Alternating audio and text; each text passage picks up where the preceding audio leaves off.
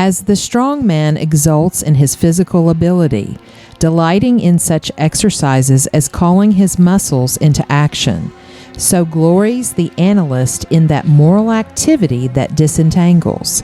He derives pleasures from even the most trivial occupations, bringing his talent into play. He is fond of enigmas, of conundrums, of hieroglyphics, exhibiting in his solutions of each a degree of acumen, which appears to the ordinary apprehension preternatural. His results have the whole air of intuition. Greetings, Poe fans. The Poe-tastic 2 are back for Season 2 of The 6 Degrees of Edgar Allan Poe. I am Carmen Bolden. And I am Jeanie Smith. And welcome back. Yes, it is Season 2 of 2022. Yes, I love it. Love the rhyming. The twos are back. The two-two-twos. The Poe-tastic 2 of Season 2 of 222. Okay, yes, sorry. And that quote really explains and says it all about our title, The Little Gray Cells Club. Exactly, because our season is now incorporating not just the 6 degrees of Edgar Allan Poe, but more specificity. Oh, that's a cool word. More whatever, I can't say it now. Specificity, yes. Yeah, I can't say it again now. But anyway, of what we're going to be doing this season, we told you at the end of last season that we were going to take from the general now to the specifics. Yes, so the Little Gray Cells Club. Isn't that some, deductive, inductive, abductive reasoning somewhere in there? Exactly. One of those three. It's called the due process. Yes. Yes, and that's what we're going for. All right, so let's get to it, Jeanie. That's so right. Basically, we're going to talk about 3 locked room murders and break some things down and make some connections. Yes, and talk specifics about the characters and the detectives behind the solving of these particular crimes. Yes, and so, Jeanie, tell us, what is a locked room mystery? A locked room mystery is when you have some type of crime that is committed and there's nothing to find about how it happened because it happened behind closed doors. Locked rooms, places like locked windows, locked doors, no ins, no outs, no way for someone to obviously or figure it out. Something. Oh, yes.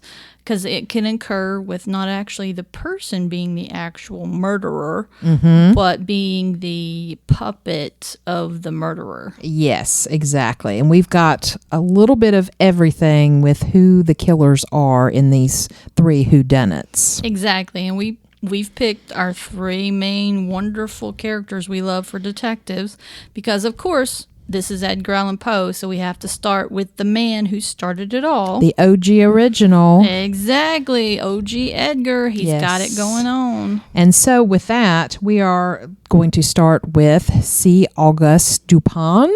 Oh, yes. And from his story, Poe's story, The Murders in the Rue Morgue, 1841 is when it was written.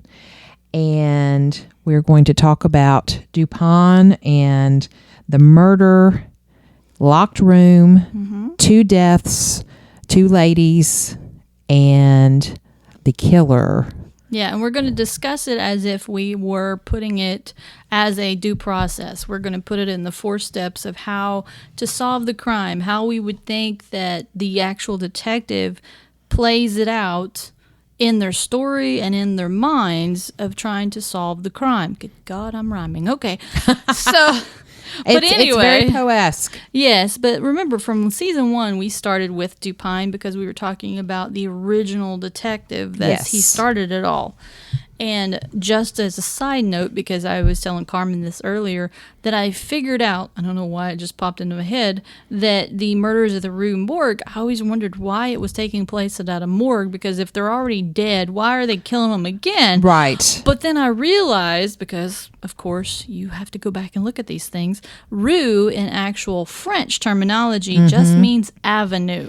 Exactly. So it was the murders on the avenue called the morgue. Exactly. So just to straighten that out for anyone that may not have known like me and figured it out. But yes, the murders of the Rue Morgue was the actual place that it took, not anything to do with them killing them twice. But anyway, all right, so now we're going to start it off with Carmen, if you want to step us into the Detective Dupin and his ideas of step one.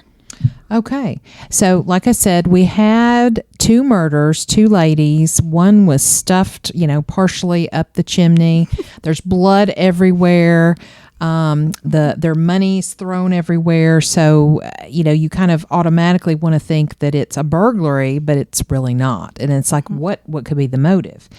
And so Dupin comes in and he uses ratiocination, which is something that all of our detectives that we're going to talk about use.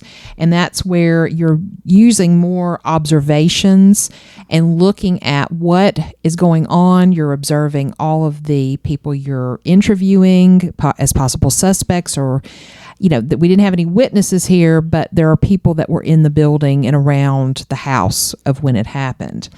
And so one of the things that Dupin found, he observed the bruises on the victim's throat, and there was non-human hair in the victim's hands. So you kind of go, hold on a second, non-human hair. And then all of the witnesses' accounts, they weren't cohesive. They were not telling the same story. So he obviously was, something's not right. And there was a skylight, but could a human actually get in that way without being noticed? Yes, because you had to look at, just like he did, about the ingress and the egress of getting in and out of the room. And the room was locked from the inside. Yes. So there had to be another way of entering and exiting. Right, because to actually get in, when the police came and the people that were living in the building, they had to burst open the door. Yeah, they had to break the door down. And one thing that we found, especially the way Dupin set it up, which goes along with Poe and his writing, he started putting it together in a scientific method. Yes. You look around and you start building a hypothesis. Yes. So when he saw that one was stuffed up the chimney, there was plenty of blood, there was a locked room. Yes. There was an apparent burglary, but there was change and everything left behind. Exactly. So it wasn't a true burglary. And so then he had to start putting that together to figure out, okay, so I have 2 deaths, 2 women, strangled somewhat, or there was, apparent finger marks. Right. But they didn't fit a normal hand. Exactly. Because he started using just the, vision of putting his own hand and saying, okay, this is bigger than mine. Right, right. So that was one of his steps of looking at it. The setting was a locked room from the inside, not from the outside. And the ingress and egress only was the skylight, and there was a window. Yes. And it was on the second floor. And on the second floor. So then he had to go outside the room once he looked at all the inside, the way it was set up. Then you had to go look outside and see what else you could find. And that's where he looked, and he found the evidence of the orangutan. Yes, the difference of the footprints that weren't human. Exactly. And Dupin knew, because he kept up with all of the news of the local news and even abroad of things that were going around him. And he knew that, there were different circus type shows and things like that, and all of the exotic animals that were being brought over. And one thing that I found that was really kind of cool was that Poe kind of took this from things he read in the newspapers, where he found that people had these, what they called razor-wielding apes and all these fantastic stories. And so that's where he kind of got this, that's part of where he got this story from. Absolutely. I mean, use what you can find around you at the time. Here I am rhyming again. Yes. But anyway, but, as many of them, they found that you had the monkeys that were working with the street vendors with their music to go collect change and do circus acts. Yes. Then, of course, you had the circus acts with the apes, the gorillas, the orangutans, all of that. Yes. So then he himself started building that, evidence in his mind of, okay, so now we have non-human hair found and clutched in the hand of one of the victims. Found footprints that matched with not a human, but with orangutan. Exactly. And the bruises on the neck, the prints were not matching humans. Yes. And then when he made the imprint and he compared it to an actual orangutan, found that it matched with the handprint of an orangutan. Exactly. And with all the evidence that was in the room, without taking any of their gold, there was no real motive of a person actually doing the murder. Committing it. Yeah, and then he figured out that the method that the murders took place was being used at the hands of an orangutan. Yes. So the orangutan, even though they did the actual murder, was not the reason behind the murder. Right. So now the evidence has pointed to a possible suspect, but now the suspect is like, okay, that's an animal. Yes. Can't really prosecute an animal. Right. However, there has been instances in history where they've tried. Yes. And it has happened. But now it went down to the process. So he has the process, he has the evidence. Now he processes out, okay, the orangutan is not the person that did the crime. So now I need to find out who controls the animal. So then that was his next step, and he started, following the trail, because where would you find an orangutan? Exactly. You can't just, hey, they're just walking up and down the street. No. Yeah, and I think if he had put an advertisement or advertisement in the paper, that wouldn't necessarily get the right people or the right one or whatever. Maybe. Well, there's amazing what he could probably have gotten back, but okay. Exactly. But then the process, he started processing it. He just had now to narrow it down and follow the trail. Exactly. And once he followed the trail, it came back to the man that owned the orangutan. Exactly. Yes. Which was at the local circus. Yes. And of course, we go back to the circus. Yes. Then once more, even though he might have found the man that owned the orangutan, he still hasn't found the motive of the murder. Right. Which there really wasn't one. No. And so that was the interesting thing of it all, because the actual motive of the crime was so out there. Yes.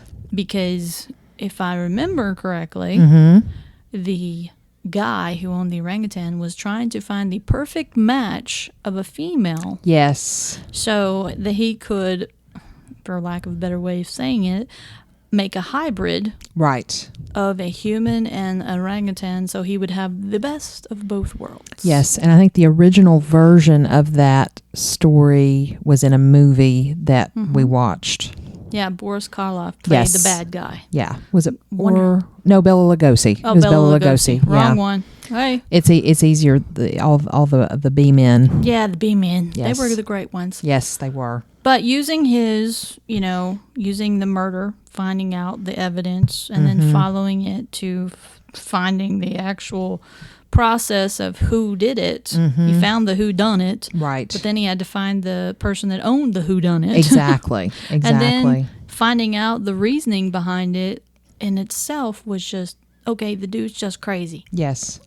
Yeah. So. And then it ends. Yeah, and then it just ends because he solved the crime, but there was no reason for their death other than just, hey, let's make a hybrid. Exactly. Yeah, and when you think about some of the observations that he made back in that time frame of the 1830s, 1840s, phrenology is really what you would kind of consider that. Yeah, I mean the forensics itself, because he was using handprints, he was using footprints. Right. So forensic pathology was starting to come of age in that era. Yes. And being used, well, actually, I think it was first used, fingerprints were first used in 600 in an actual criminal case. Okay, yeah. So, but that was way back then. Yes. Very, very mild. Exactly. So, yeah, and so with Dupin and Edgar Allan Poe writing this story, it had its fantastical episode of, why the murder was committed, but at the same time, he was using scientific education to figure it out. Absolutely. And what's kind of interesting, the way Poe wrote this, Dupin is the one doing all the legwork and detects the problem, solves the problem, but who is telling it is this anonymous narrator who is his sidekick. We never find out his name, but he is the one that kind of spills everything out and tells us everything. Even though he is given some kind of description, he is just like the voice of reason of telling the story and giving, kind of like the court reporter. Yeah. Just reading back everything that's happened. Yeah, kind of all his notes. Yeah. Yes. And his name and the whole thing is simply narrator. Yeah. And what I kind of think is kind of neat, some of the research that I did on this, I dug a little bit deeper this time than when we did our first episode about murders in the Rue Morgue. One of the things that kind of came out was that Poe kind of used, the orangutan as the murderer as almost a metaphor for evolution because of Darwinism. Yep. And Darwinism really ties into criminology, which was the process that the police used during that time. Yes, and Darwin, of course, going out and doing his wonderful natural selection hunting down. Right, yes. So, he was trying to tie in the true scientific error yes. of what was going on in history, but bring in the fantastical just to keep with the story. Exactly, yeah. So that was definitely Poe. Yeah. And then you had to move into, in 1892. Yes, and this kind of leaving it at that, orangutan as the last little thing we're talking about, leading into Sherlock Holmes. Yes. And one of the things that Sherlock Holmes did in the story we're about to talk about, the Speckled Band, or the Adventures of the Speckled Band, yes. When there's a point where Holmes and Watson are breaking into the house of where the murder happened, it's at night, they're in the garden, and all of a sudden, this orangutan just starts walking down the path of the garden way because the doctor that was... Roulette, yes. Dr. Roulette. He owned all these exotic pets, and Conan Doyle deliberately put that in there as a nod to Poe, which I thought was fantastic. Yes, because he definitely uses Edgar Allan Poe as an influence for his story. Yes. And then the Adventures of the Speckled Band ties in so much with the Murders of the Rue Morgue. Yes. Because it is definitely a locked room murder. But at the same time, there are certain differences. Yes, and so the lady who is murdered is Roylette's stepdaughter. That's right. Yes, and I had to remember that because I was about to get confused with another story that I was thinking about, and so yes. And she dies mysteriously the night before she's about to get married. And the reason, now, the one thing in this story, though, if we look at the whole area of the setting is that this is a stepfather. The actual mother has died. Yes. And she left two actual daughters. And those daughters were, living on a trust fund. Yes. That they didn't have complete access to their money until they were married. Yes. But until then, the stepfather, Dr. Roulette, was the controller of it. So... for the aspect of this one, rather than from the Murders at Rue Morgue, we automatically start with a possibility of a motive. Yes. Even though the death of the first sister was the day before her wedding, and it happened in a locked room, but when the sister came in and found her after the locked room and she wasn't completely dead, told her sister, I heard whistling. Yes. There was whistling.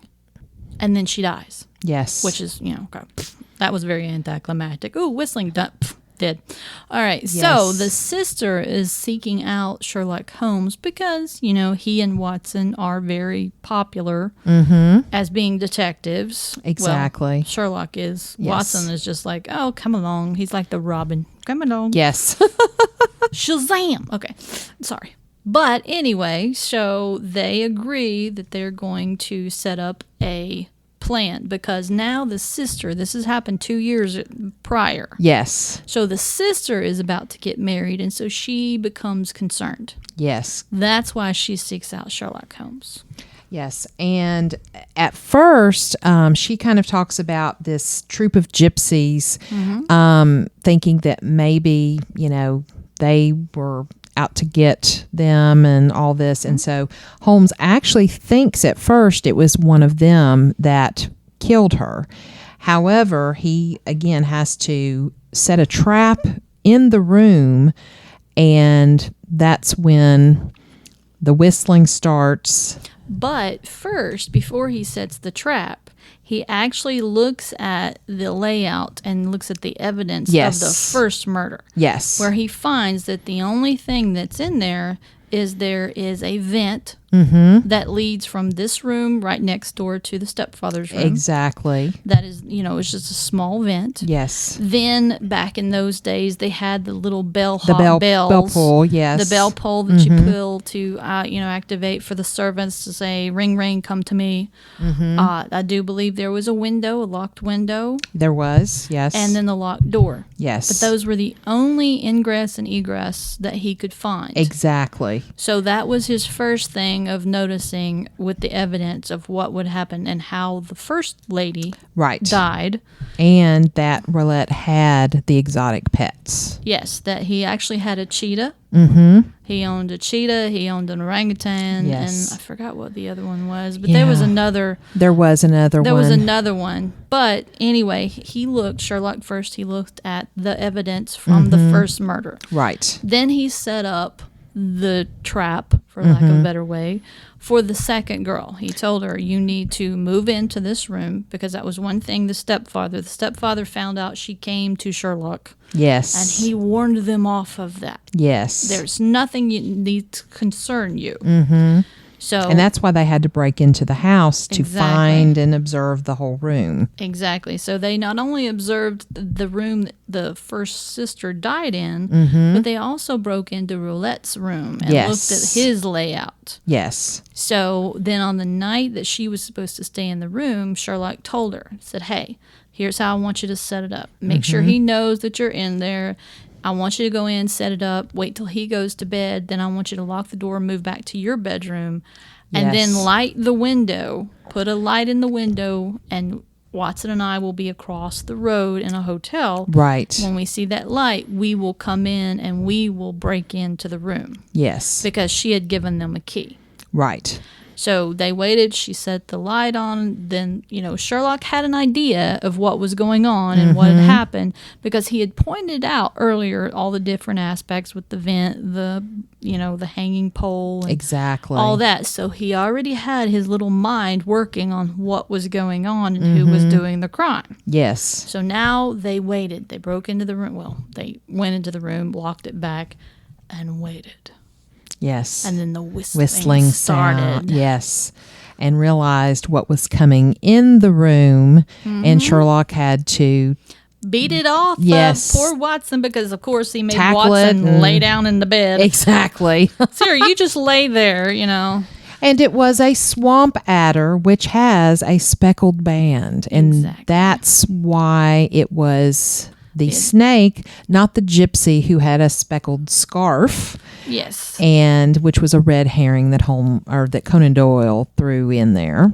Yes, because he made it very vague that the speckled band wasn't so much a name, but just a pattern, because the swamp adder is one of the most dangerous snakes from India, where Dr. Roulette had spent many a day. Yes. And was one of his exotic pets. And that was one of the things that the daughter who died from it said before she died was a speckled band, and that's why they thought it was the gypsies. Yeah. So, of course, back in those days, the gypsies were not considered very nice. No, and vagabonds. I almost kind of wonder too, because the last thing that Poe yelled out before he died, before he said, there were some words he said, or when they found him was Reynolds. And you kind of wonder, was Holmes kind of paying a little bit more homage to Poe with, having her yell something out? And so what does Reynolds really mean? We'll have to tackle that later. Yeah, that'll be on the laters of the Poe places probably when we're in Baltimore where he died. Yes. So. Anyway. But yes, so that was part of the thing of Holmes. He had figured it out. However, when he beat the snake to keep it from attacking poor Watson. Yes. And, as with the whistling was like, oh, why is it whistling? Well, one of the things in India, they would control the snakes with the whistles. Yes. And so that's how Dr. Roulette was controlling the snake. However, when Holmes beat the snake back, it went back to its home. It ran away. Unfortunately, Holmes went to find Dr. Roulette. Boy, did he find him with his own little speckled band wrapped around his face. Exactly. Yes. He got what he deserved. Yeah, well, he reaped what he sowed. Yeah, he did. So in even in the story, Conan Doyle makes he whistled while he worked. Yeah. Conan Doyle makes it to where Sherlock Holmes is not completely heartless. He did have a moment of regret how he could not control what had happened in the end, but as with everything else, you play with fire, you're going to get burned. Exactly. Or you play with deadly snakes, you're going to get bit. Yes. And in essence, he found out what happened, and Roulette was the true murderer, but he was using the snake animal as his weapon. Exactly. Which goes back to the Rue Morgue.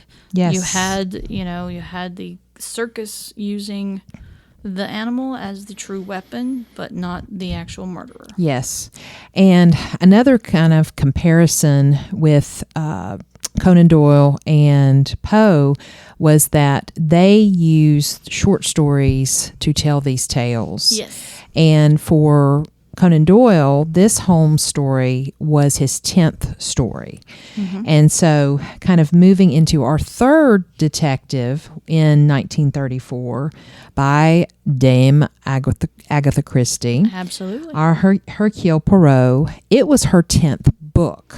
Yes, so it for was... For 10th book for Poirot stories, yes. It was very interesting, and like I was discussing with Carmen, you can actually tell the error of the time, because with Poe, his short story was only, run into a little magazine newsletter type thing. Right. So it was only like a 3-part series, and then you had Doyle with a short story.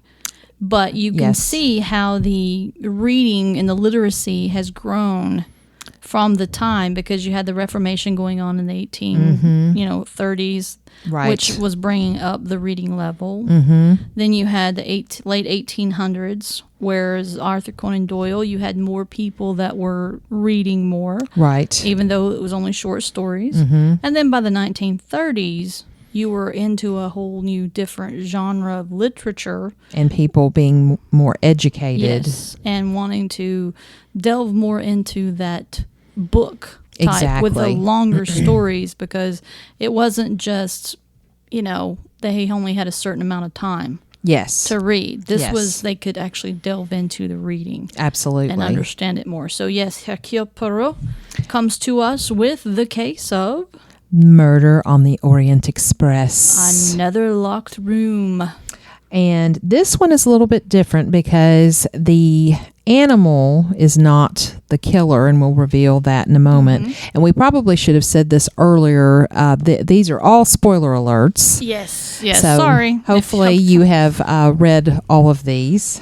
And if you haven't, we apologize, but go and read them, because we haven't even given you the whole, meat of the stories.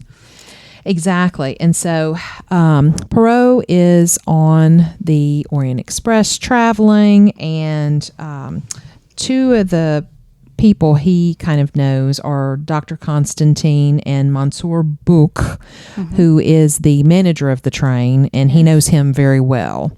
And so they end up being kind of his sidekicks who he kind of talks things out with and helps interview, all the people. And so basically they find that this man named Ratchet has been stabbed 12 times. Yes. And in his locked cabin. Yes.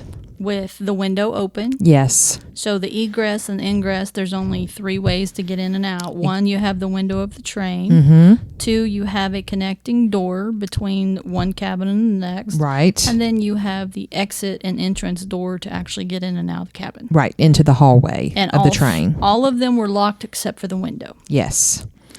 And so then Poirot he basically has whatever evidence is left in the cabin, as well as interviewing all of the passengers on what it was called the Calais coach. Yes, because the witness, this is where it gets a little different. Yes. Because the amount of witnesses is where the evidence is actually coming into play. The physical evidence that he has is the stab wounds. He does not have the murder weapon. No. He just has the stab wounds and the open window. Yes. So then he has to rely most on the eyewitness accounts, which, however, eyewitness accounts are not very reliable when they get to court. Right. They only come up with 40% conviction rates. Exactly. And the reason is because the more people that you have that are looking at something, not everybody is going to see the exact same thing. No, not at all. Everyone could, you could interview 10 people, 5 of them say it was a blue shirt, 2 of them say it was green, 3 of them say it was red,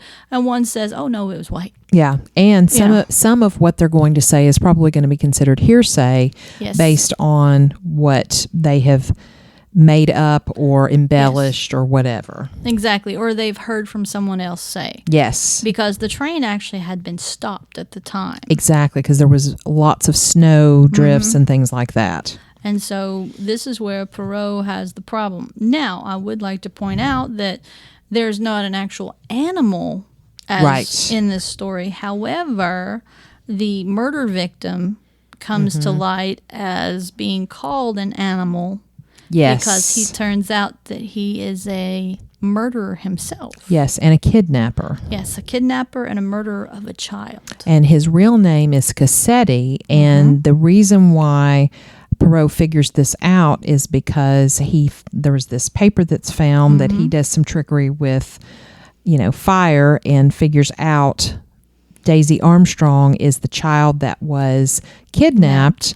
And he ties all of this together based on that little bit of evidence and the interviews and who all the different people are. Yeah, he comes to find out that these travelers are not exactly strangers to themselves. No, and they have one thing in common. Yes, and that happens to be Miss Daisy Armstrong. Yes. The poor child that died. Exactly. And so that's one thing with Hercule. He has to not use forensic evidence so much.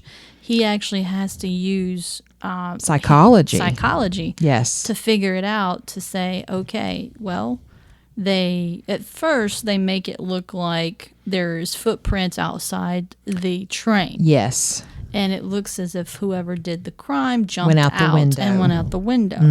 And they found like a steward's jacket with torn buttons. So there is slight evidence there. Exactly. However, Poirot, using his little gray cells, has started to think, wait a minute, no, something is not quite right. Why would someone know at that exact point run out on a train when there's like feet of snow outside? Exactly. And where were they hiding? Yes. Where were they hiding that no one noticed them on the train? Right. And then there was a conductor's uniform. There was the mysterious lady with the robe that had the silk robe that had the dragon going through the hallway. Yes. There was the knife in the handbag and all kinds of things like that. And yes, some physical evidence started coming to light that didn't quite fit with the story. Exactly.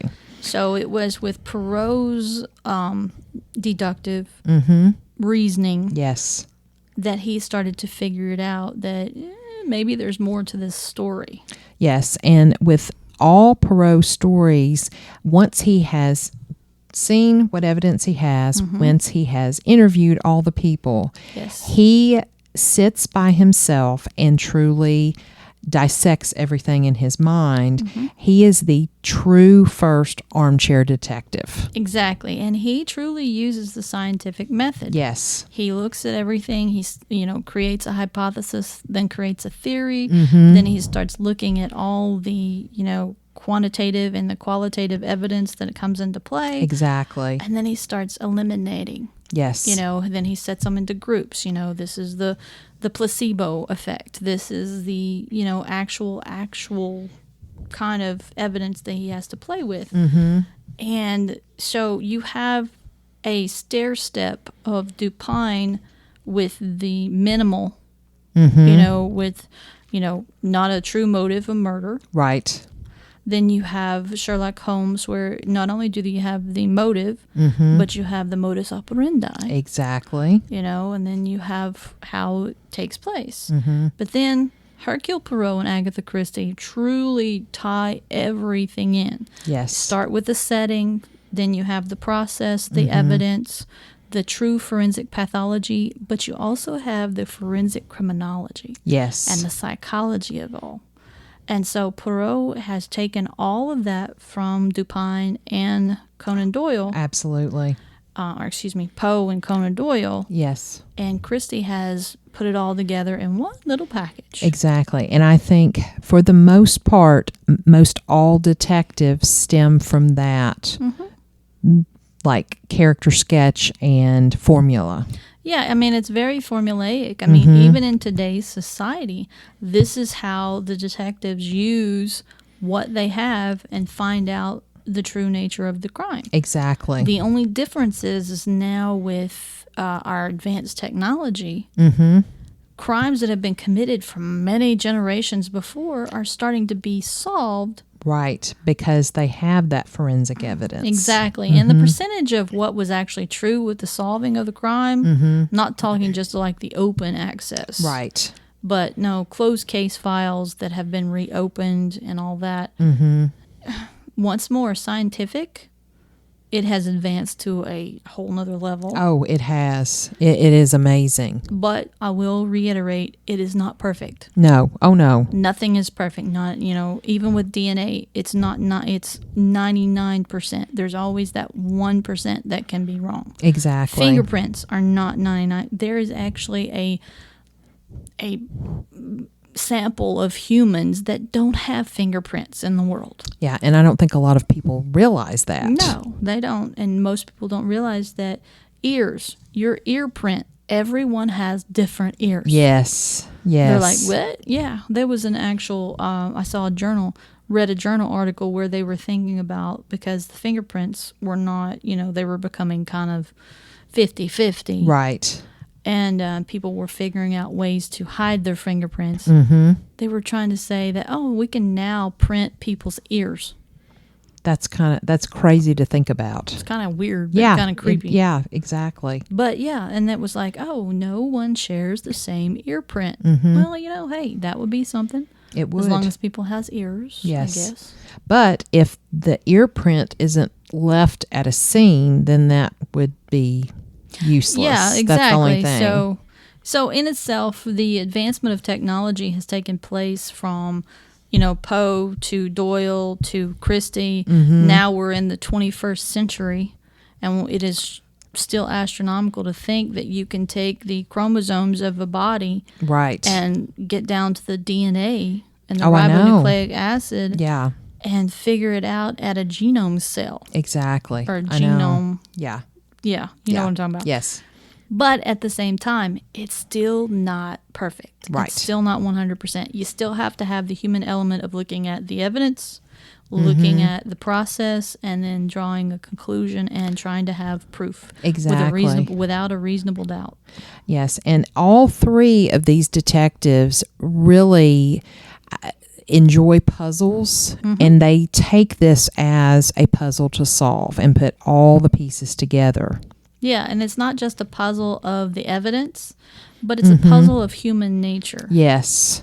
With the first two, it was the humans that decided they were using animals as their weapons of choice. Exactly. And it wasn't until Poirot where it was found that the true animal to them was the one murder.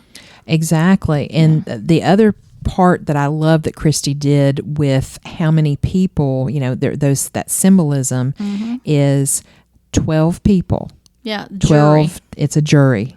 Yes. Jury, a jury casual, of the peers. yes, casual jury, not an official jury. Yeah, and carrying out the sentence of what they truly thought the guy deserved. Exactly. Another thing that we were talking about earlier too is that like Poe used first person from the narrator's point of view. Christie used more of a third person to tell the story. Yeah, and I think that had to deal with the story itself too. I think so too. Because if he tried to write Dupin in a third person point of view, it would not have had the same effect. No, it would not have been as good. Definitely. No, because with the short story aspect of it, with the narrator being his sidekick and having to tell a story, right? It had its own, its own kind of theme. Yes. So, and then Christie, because it was a longer story, it was book, version. Then she needed to do a third person point of view because there were so many characters. She couldn't have done a first person point of view. Absolutely. And most of her stories have multiple characters in them. And she does a brilliant job, or she did a brilliant job. Exactly.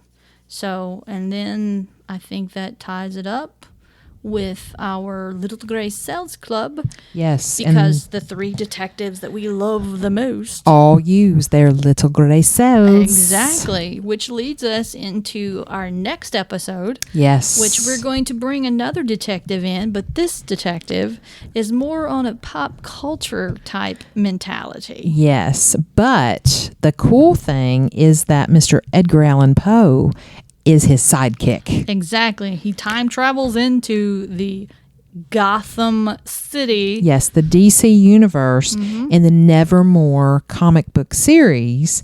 And so our next episode, episode 2, is called Duo Dynamique. Yes. So we have Batman and Edgar Allan Poe. Yes. Solving the crimes of Gotham City. Exactly. So please come back and join us for episode 2.